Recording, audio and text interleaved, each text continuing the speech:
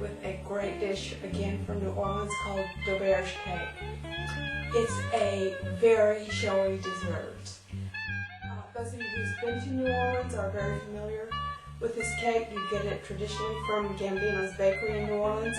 If you want to order it from Gambino's, it's going to cost you $70. But if you want to make it, I'm going to show you how to do it tonight. So I'll meet you at the stove. This cake gets a great filling on the inside, kind of a pudding filling, and I'm going to start off the show by doing that first. So turn on the eye, get it going, and it is going to be a can of evaporated milk, 2 cups of sugar, stir that together a little bit.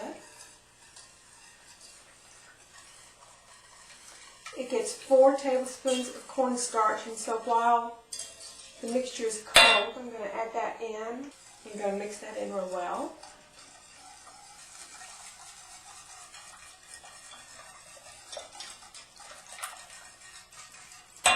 And I'm going to add 4 squares of unsweetened chocolate, all chopped up.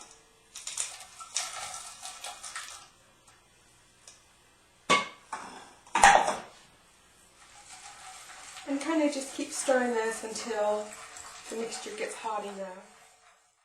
So we've been stirring here for just a few minutes. The chocolate is melted. The cornstarch is mixed in really well. I'm going to add 2 teaspoons of vanilla.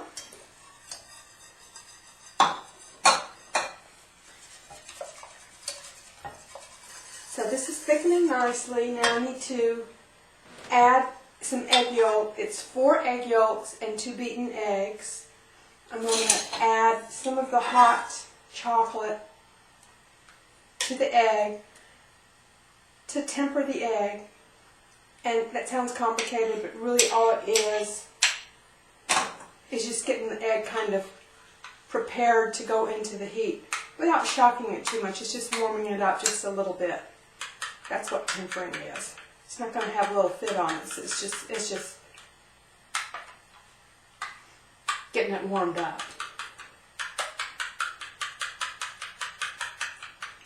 So then I'm going to pour that in and keep stirring until that egg yolk thickens up this pudding mixture.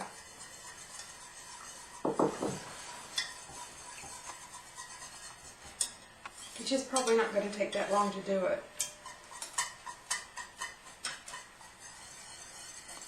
Now again, if you want this recipe, you can always go to my website, davyne.com, scroll down to the left side of the page and click on the cooking link. The recipe is going to be there. And then of course, just like I do with the recipe, you of course will always add a little bit something different to it and make it your very own. What a recipe's for, except be a guideline.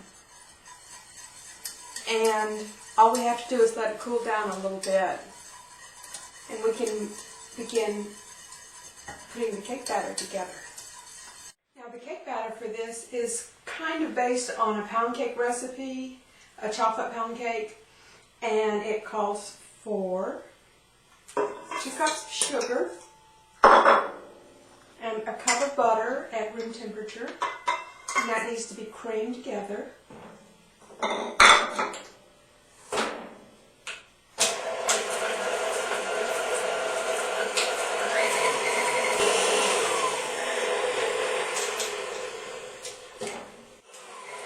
And then slowly, this is 4 eggs, and so add just a few eggs, a little bit of the egg at a time.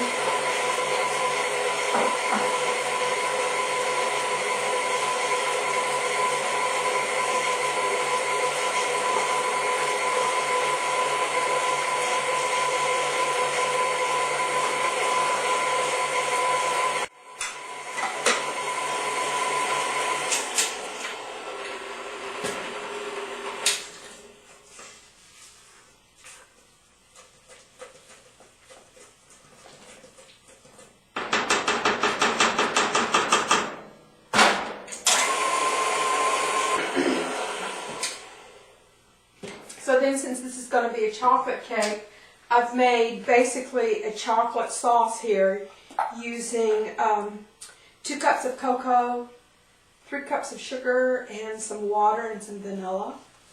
And you know, you just can't have quite enough chocolate, so this is going to make a really deep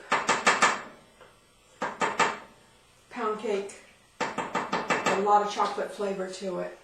And just mix it in a little bit at a time. Add a little more. I tried making this before with just plain cocoa, and it just wasn't chocolatey enough for me. So, and found some different approaches to a chocolate pound cake, and found this one made with this great chocolate sauce for the chocolate flavoring. Then it gets a cup of buttermilk. I'm going to add a little bit of buttermilk, and I'm going to alternate that with, it gets 3 cups of flour and a teaspoon of baking powder. So I'm going to add a little of both, alternating as I go.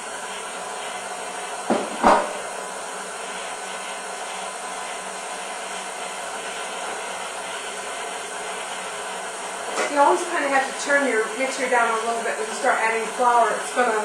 It's gonna fly all over your kitchen. And a teaspoon of vanilla extract.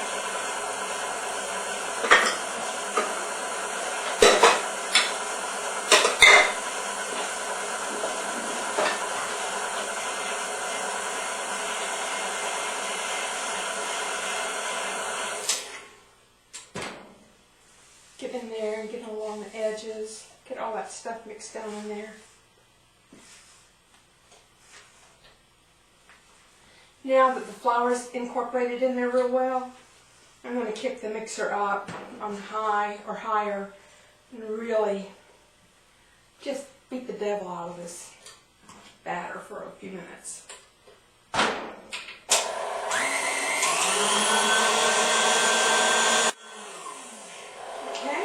To me.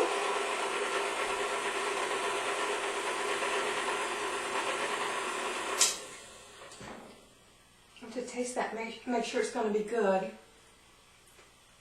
Yeah, it's good. Trust me. So, spray a couple of both pans. Got your oven preheated at 350.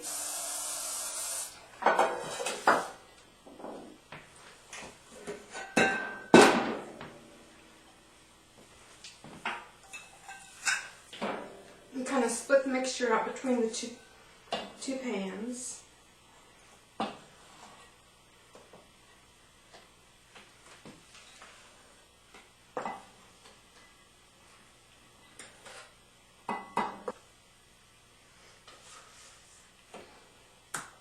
And then spread those out, and they're ready to go in the oven. Okay, so after the cake cooks, what I do is I put it in the freezer overnight because it's going to have to be cut into 2 to 3 layers. I'm doing 3 layers on this one. You can start off by doing 2, but you might want to shoot for 3 also as you go down the road. And so what I take is a nice sharp butcher knife and stick it in.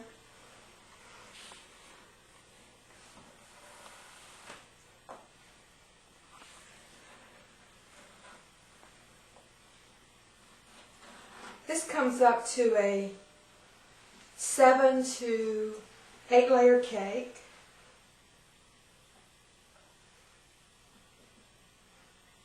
And I'm getting some edges breaking off here, but that's okay because we're going to cover that up with the pudding. It doesn't have to be perfect, it just has to taste good. So I'm ready to put the first layer down.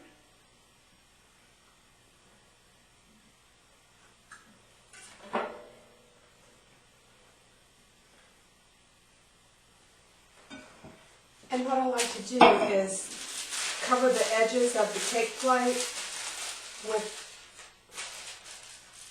wax paper so that I can kind of clean up the edges. Okay, so got my bottom layer here. So now I'm ready to put the pudding on the first layer.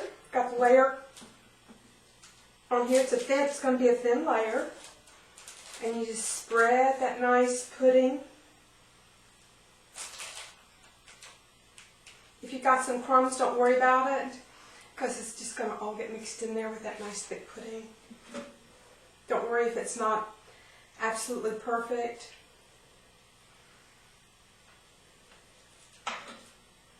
We're not doing a contest for top chef here. We just want to please all of our friends and loved ones with delicious food and get those compliments.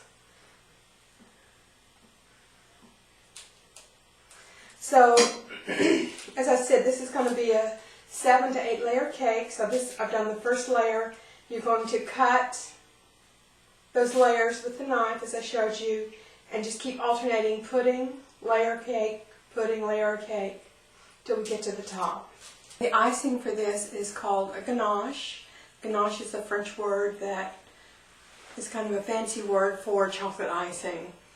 And you start with 8 ounces of heavy cream, 2 tablespoons of butter. I've got 2 tablespoons of butter in here.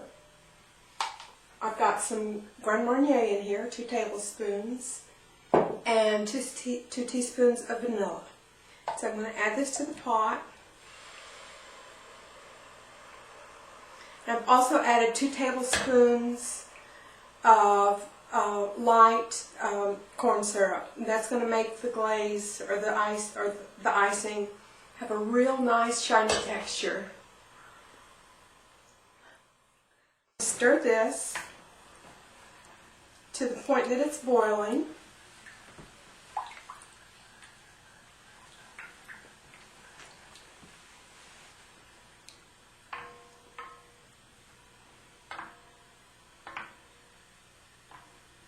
This cake has all the good things. It's got really good chocolate, a lot of it. It's got heavy cream. It's got butter. It's got a really good vanilla. I don't think you could go wrong with it. It's a little long to make, but it's not that complicated. You probably, if you wanted to simplify it a little bit, you could probably do a cake mix, but I don't think it'd be quite as good. It'd be good, but it wouldn't be quite as good. These are nice Ghirardelli chocolate chips. Really delicious, rich chocolate, bittersweet.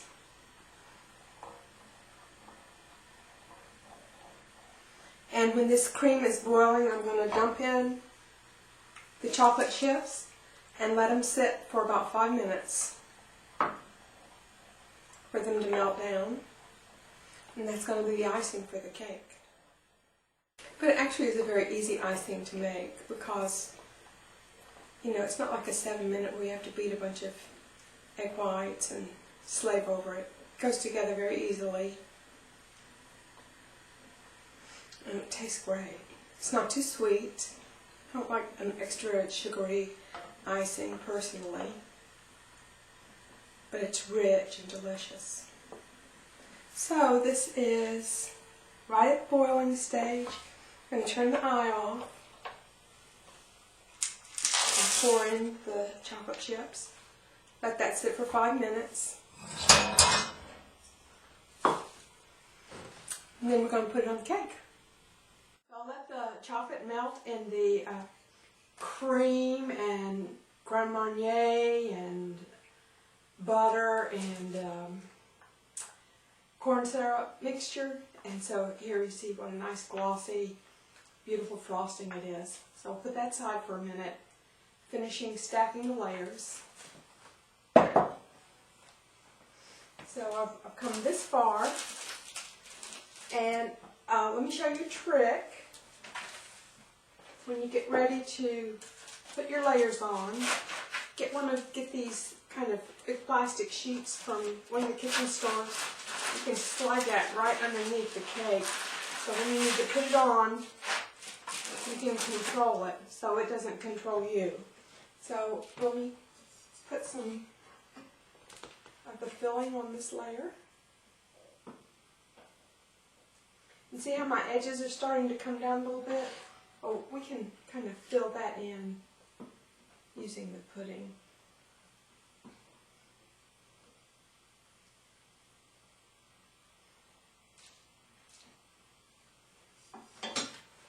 And then take your handy little thing here and slide the next layer on. Press that down.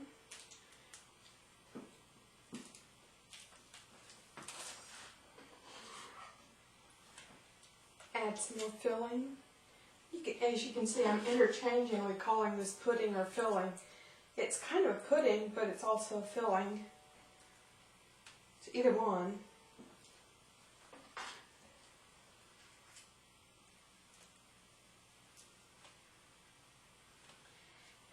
And I'm getting ready to put our last layers on. Now you can see it's getting quite high. So keep in mind, if you make this cake and you're going to be taking it somewhere, that you're going to want to be able to put it in a carrier if you're going any distance. I made the mistake of making this very high last summer and taking it to Charleston, and I didn't have a cake cover. I didn't have a carrier to accommodate the height of the cake. So my gentleman friend, he had to carry the cake. He was the keeper of the cake, and he is a very responsible-minded, easily rattled person, and he almost had a nervous breakdown by the time we got that cake to Charleston to that birthday party. So be aware that your keeper of the cake needs to be coddled a little bit if they're going to have to hand carry this cake somewhere.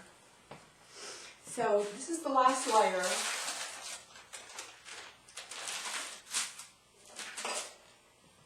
And again, I'm coming with a knife, and I'm going to come in and just start and come around.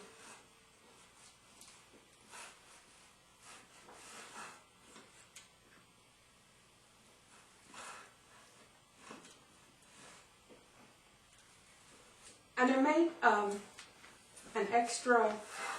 made 2 batches so that when I had mess ups like it's happening right now, where it's all coming apart, you still have plenty of cake underneath there. This is cold, and that helps it hold together, but obviously this top layer is kind of disintegrated, so we can't use that.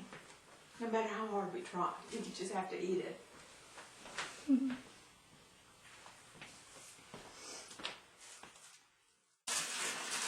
So I think I'm going to use the bottom layer because it's going to be smooth, and I can just turn it over and place it on top of the cake. There we go. You can see how nice and high that is. Let me clean up my mess here.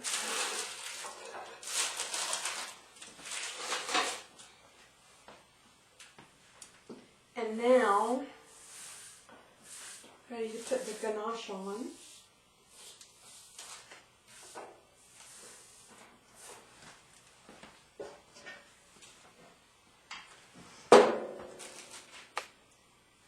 If you have some of the filling left over, you can come in and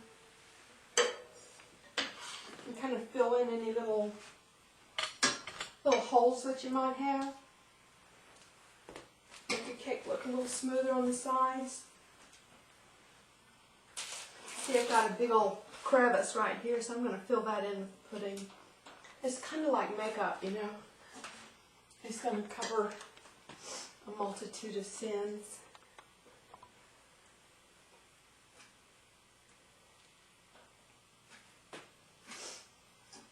So I'm just going to use up the rest of the filling that's in the pot here.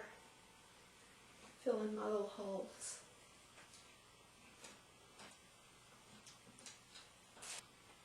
Using the filling on the outside also does what they call, creates like a crumb layer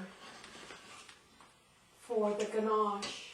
They recommend sometimes doing 2 layers of the ganache so that the outside layer is nice and smooth. So instead of using the ganache for the crumb layer, I'm just using the filling for the crumb layer. And it's nice and thick, so it doesn't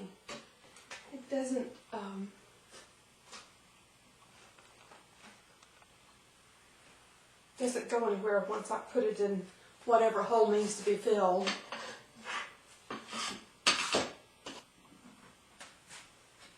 So as I said, I did make 2 batches. That's to make up for any kind of messes that I make. And then if I don't make a mess and everything holds together nicely, then that cake can get as high as it can possibly get. So here's the ganache. I'm going to spread it on.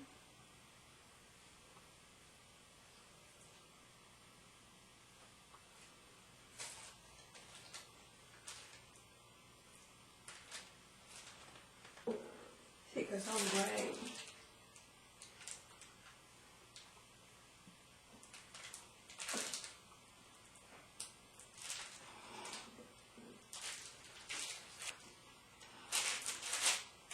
And of course all that stuff that's left on the wax paper there, that's where the kids or you know, whoever is the lucky person that gets to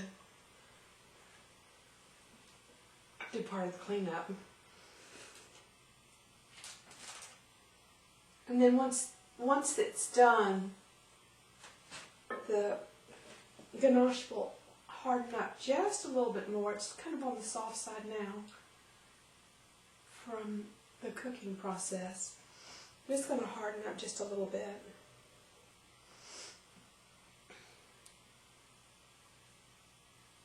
That's about done.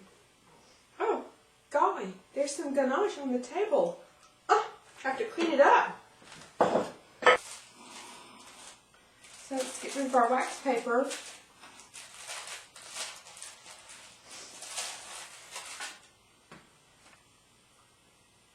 So now just to kind of finish it off a little bit, I'm shaving some white chocolate just for some contrast and to give it a little decorative look.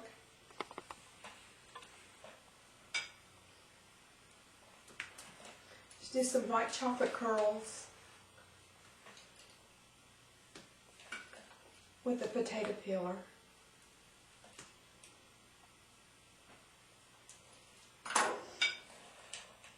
And do just like a little bed of those. Maybe run some around the edge here.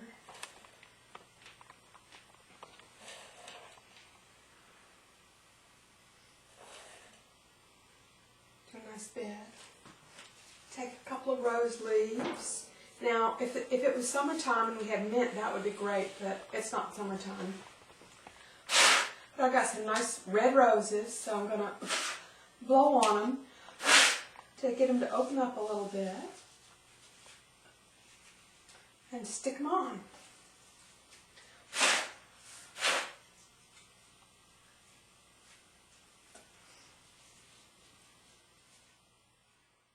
This is a New Orleans version of the Austrian dessert called Doberge Cake. It's translated into Doberge in New Orleans. As I said before, traditional birthday cake, but for any special occasion, it'd be appropriate. It would have to be for somebody special though, because as you can see, it's not the easiest cake to make, it's not the hardest cake to make, but it is a special cake. As I said earlier, this cake can also be done as caramel or lemon. It's really delicious as lemon. You make a lemon curd filling, and it is divine. And if you'd like, make a lemon fondant find it is a little more difficult than a ganache, but it makes a beautiful cake and it's a delicious cake. So I'm going to cut it and we're going to see how it tastes.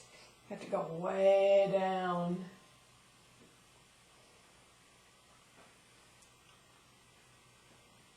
You don't need a very thick layer or a very thick piece because, as you can see, there's a lot of cake there.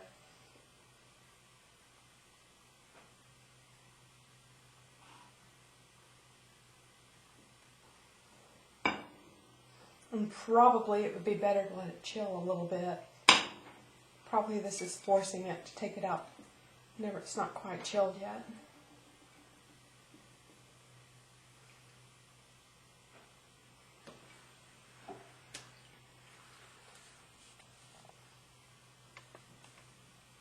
Get all that good stuff that's in there. It's got 1, 2, 3, 4, 5, 6, 7, 8 layers, which was good. You could have had 9 if I hadn't killed that one layer. But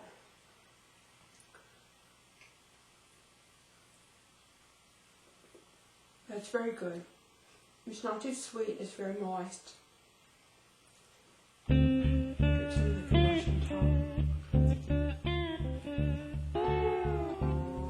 Try it, you're going to love it.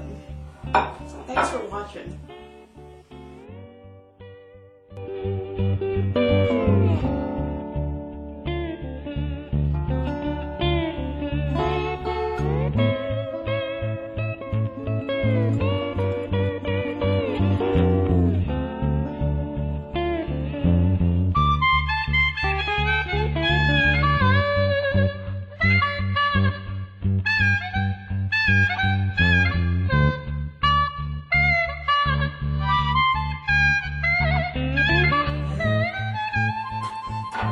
This part out. It's falling apart.